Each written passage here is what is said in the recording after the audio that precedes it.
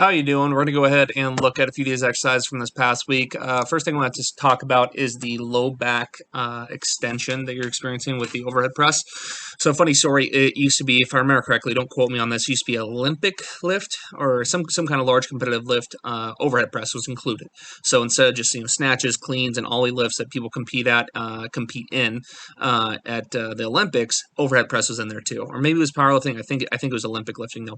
But regardless, it was in there for quite some time, and about 80 to 100 years ago, they took it out. Why they took it out is because way too many people were getting low back injuries, because with the overhead press, you kind of have to go into some degree of lumbar extension. You kind of have to.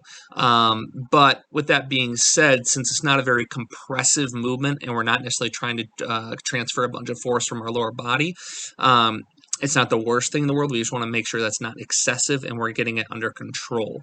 There's a few strategies we can do to actually make it a little bit less. One of which is it's going to be really helpful for you to actually wear a belt. When you wear a belt and you can actually press into that belt, you'll find that your low back typically just immediately bends a little bit less, or is less likely to go into extension, or as much extension rather. You also notice that if you keep the barbell closer to your face on the way up, because the reason you're extending at the lumbar is because we have to move our face back as we press. It also creates a more advantageous position for our shoulder girdle to produce heavy force.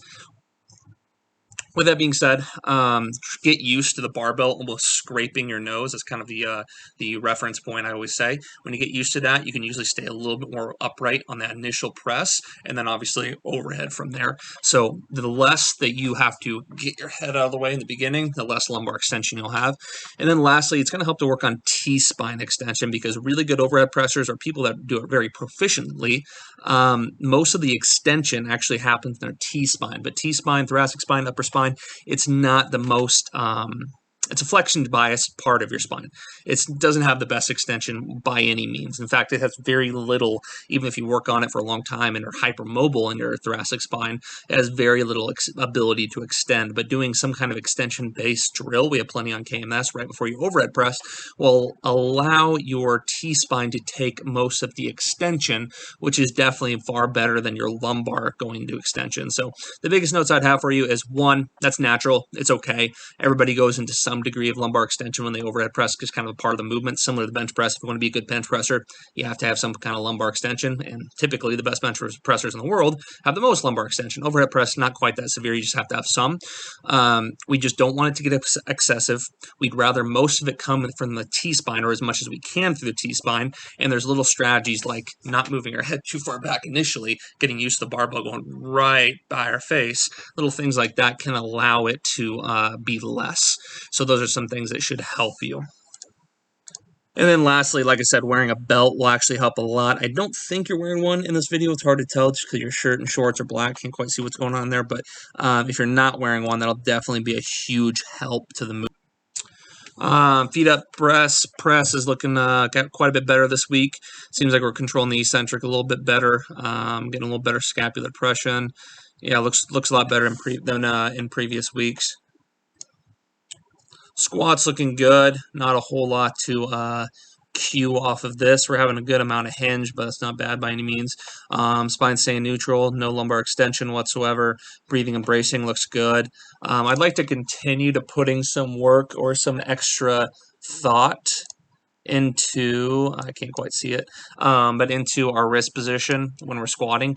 The Duffalo bar, one of the benefits that comes with it is that you can, you have a more natural curvature in your shoulder girdle. So instead of being really strict with a barbell and putting a lot of stress on our anterior delt, medial elbow, and then also wrist, having the Duffalo bar will allow it to have less demand on those joints and those areas of our body. With that being said, though, it should make it easier. And right now we have a good amount of extension at the wrist and a lot of elbow flare. We're not handling super heavy weight. It's not something that I'm necessarily worried about by any means, but it can help to optimize your ability to handle load just by going from this here to at least a straighter wrist position, which can actually help a lot just by, and when you get under the barbell, grabbing it very loosely, getting under it, and then making sure it's straight and neutral. Excuse me. to begin with. A lot of people squeeze the shit out of the barbell, get under it, and then extends as they get under it. So just make sure we're cognizant of that.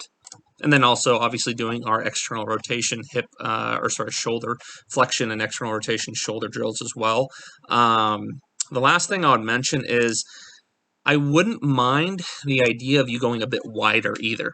The position on the barbell that's best for somebody is dictated by many different things, but one of them is the ability for your shoulder to flex and externally rotate. And if you're somebody that can create a good shelf on their back on top of getting a much better elbow and wrist position by going a bit wider, that's encouraged. It's very much encouraged. And I think right now, that extension, the wrist and elbows flared out, we can't quite get the lat engagement. Lats being the spinal stabilizer, very important.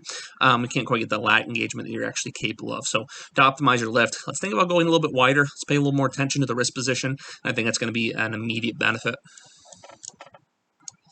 Squat double looked good. I like the amount of resistance you have on there too. Definitely have a little bit more room to improve or to progress this next week, judging on how things moved.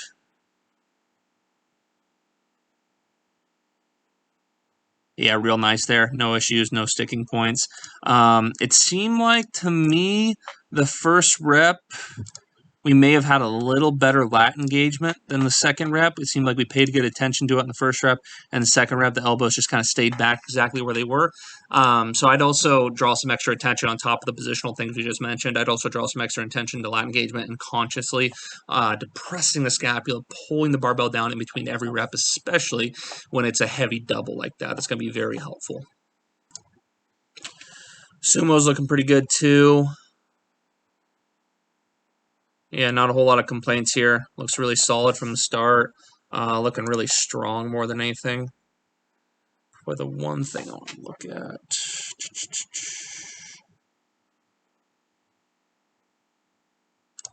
So you'll notice our hips are coming in, knees coming out. We're doing pretty good with lower body mechanics, but I want to put some extra attention, especially in the weeks to follow, with our upper body. The reason that the hardest part of the sumo deadlift right now, the general idea here is that if you can get a sumo deadlift off the ground a few inches, you should be able to get it each and every time. You should have no sticking points after that. And if you do, that's more than likely, like 95% of the time, that's more than likely a setup issue.